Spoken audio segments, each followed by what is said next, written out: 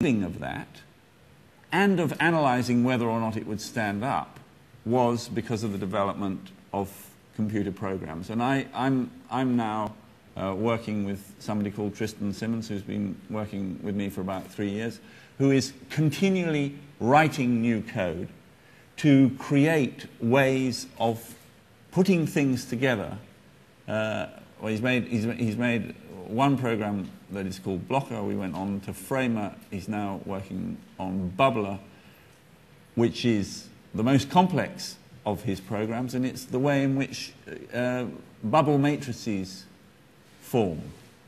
They are...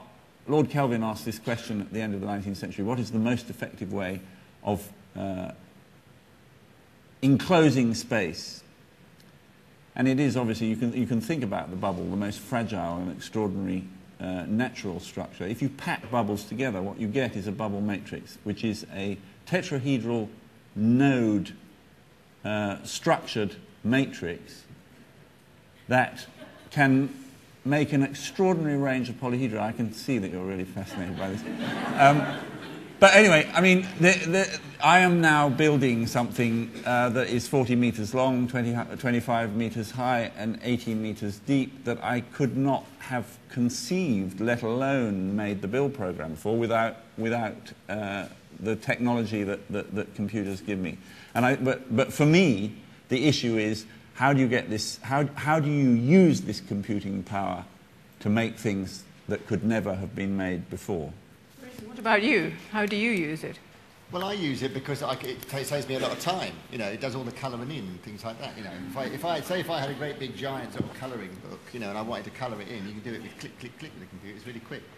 I just want to pick up what Stephen was saying about. I think he's romanticising creativity, which is very typical of people in suits. I've had a lot of people. It's quite often people who aren't necessarily in the studio every day that kind of romanticize creativity, you know, and like you can't teach it. And when I work with students, you know, quite a lot of being an artist, I can teach them. It's about time management, people skills, you know, taking care. That's what most of creativity is. It's, you know, this kind of like things coming down from heaven, like shot of bolt of the mad person. It's just romantic tosh, a lot of it. You know, it's yes, there are moments when I have ideas, you know, but they're kind of in the bath, and they're kind of pretty slight compared with, you know, what I do most of the time. If I made a time-lapse film once of me making a pot, and most of the time it was drudgery, you know, and I think most artists will reflect that in that, and creativity comes out of doing stuff. It's not this kind of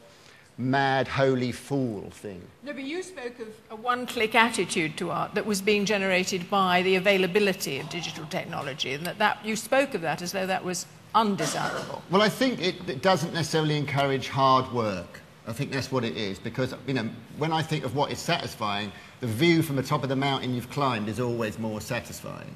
And so if you have, I mean, I'm sure there are people at this very minute doing the 21st century equivalent of the Sistine Chapel with a computer somewhere. You know, it's probably in Pixar Studio or somewhere like that.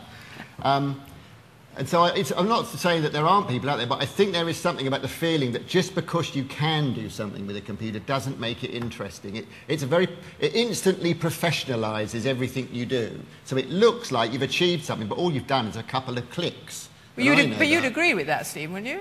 Oh, absolutely, yeah, and I don't take any... I mean, I think it's... I think the suits thing, I'm deeply stung by that. I think it's quite wrong for artists, so-called self-denominated artists, to assume that creativity is the province of artists artists in artists frocks alone. Artists in frocks. But also, yes, of course, I know that you know, discipline. You know, there are countless people who said much the same thing. Edison believed, you know, 95% perspiration, 5% inspiration. It is method. I mean, Bach believed that, you know, Bach once said something like, anybody could do what I've done if they worked as hard. Yeah, most artistic production is about the mechanical stuff, but the point is, there's the 5% which isn't about the mechanical stuff. No one actually knows exactly where ideas come from. Brahms certainly didn't. Brahms was very eloquent about this. I think you can teach students to recognise. I mean, the quote I often come back to is in Zen and the Art of Motorcycle Maintenance, when he talks about having ideas. They're like furry creatures that come out of the forest, and they're all looking to see how you treat the first one. And often people aren't very good at knowing recognising their own creativity. Because like once they see that you're nice to the first one, all the others start coming. Because my ideas, when I have them, I kind of think, oh, that's a bit trivial, a bit daft. But actually, they turn out to be, they roll on to have great repercussions. No doubt, no doubt. But the point is, it's still difficult to. It's very difficult to quantify that and to teach it. I mean, you are just gifted. Let's face it. Camila. That's all I wanted, really. Camila, what about these furry creatures coming out of the forest that are ideas to be welcome? Do you see that in your young people are able to do that? I think it's very important not to underestimate the intelligence of movement, because some art happens because you think and you plan, but other art happens because your movement generates new ideas and new connections. So I think there is a very kinetic importance to the function of art that mustn't be missed.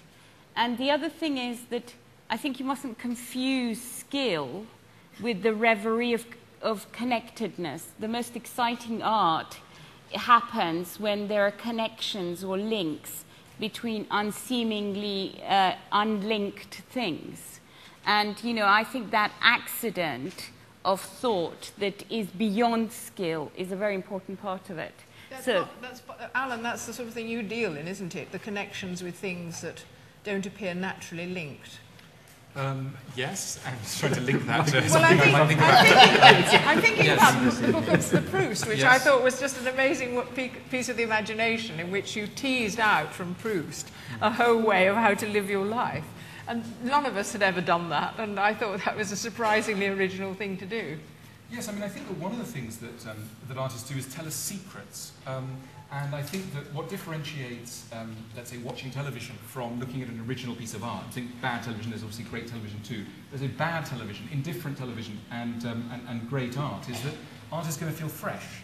Art is going to remind us of things that we know, but are always in danger of forgetting that we know. So there's a kind of reminder quality to us, to an encounter with great art.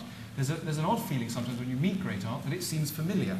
And it seems familiar because it's true. And to go back to childhood, and Camilla's ideas about childhood, we used to know a lot of things. As we grow up, we have to forget a lot of things. And art can grip us by the throat sometimes when it's reminding us of something very important that we've been forced to put to one side because of the pressures of adult life. Just picking up, I was fascinated by Stephen's comment about the nasty people at the V&A. Are there any in the audience? Yeah. Yes, they're waving. I think we have They're quite cross. Not waving, but drowning. I think it's very easy to become impatient with art and say we spend millions of pounds and what's the effect? What's the result? I think that art, the best art, does have a moral purpose. It does suggest that it would be better to be kind to your colleague than to be nasty, but it's only a suggestion. Art is not a medicine. It's a delicate suggestion, and sometimes we don't pick up on it. But that's not to blame the art. Art is subtle medicine that only works intermittently. And we shouldn't get impatient with it. Now, let's have... We never say we forget. We never forget. I've just forgotten what You're talking about childhood and saying you forget things. Oh, I see, okay. You never forget. Right, yes. It just lies dormant. Yeah. a few questions now. There was someone, I think perhaps the V&A supposedly person, was just trying to ask a question. Hi. There's just one thing I'd really like to add, which I think some of you, perhaps Camila, might know of, and it's the Reggio project, which is a project for young children. And when we talk about the Facebook generation, I think we're looking at a sort of, an age that we don't have to think about so much as thinking about the early years and what we know about neuroscience now and the plasticity of the mind and the potential for young children to not lose the languages that they were born with, which many of you have alluded to.